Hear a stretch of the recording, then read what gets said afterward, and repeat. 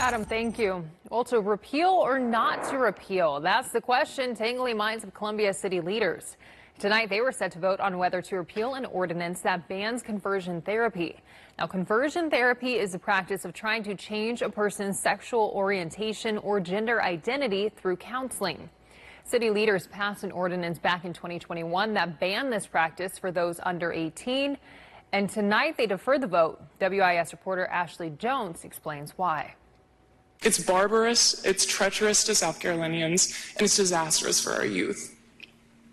Please do not repeal this. And today I stand before you telling you that that therapy did nothing for me. That's the message coming from the majority of Tuesday night's city council meeting, packing out council chambers, asking city leaders to not repeal the conversion therapy ban. Senator Kimbrell calls this a radical view of gender.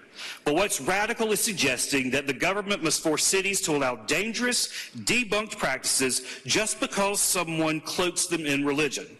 What's radical is undermining local authority to score political points at the expense of vulnerable youth.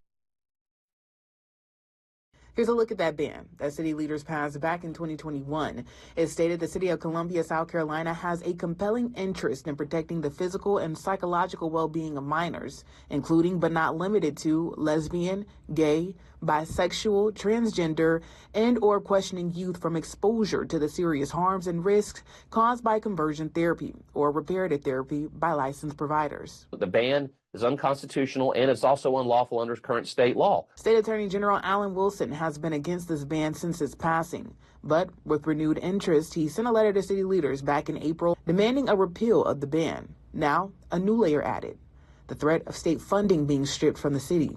So, yeah, this year I've essentially said it's time to stop talking about it and do something about it. Senator Josh Kimbrell introducing a proviso that would financially penalize the city for having this ban in place. So the proviso that I adopted in the Senate budget, and it was adopted pretty overwhelmingly by the state Senate, says that we will claw back on any local government funds to any city or municipality that passes these kinds of ordinances. I think we're in the middle of different political discussions and that we're the only city. And my question is why are we the only city?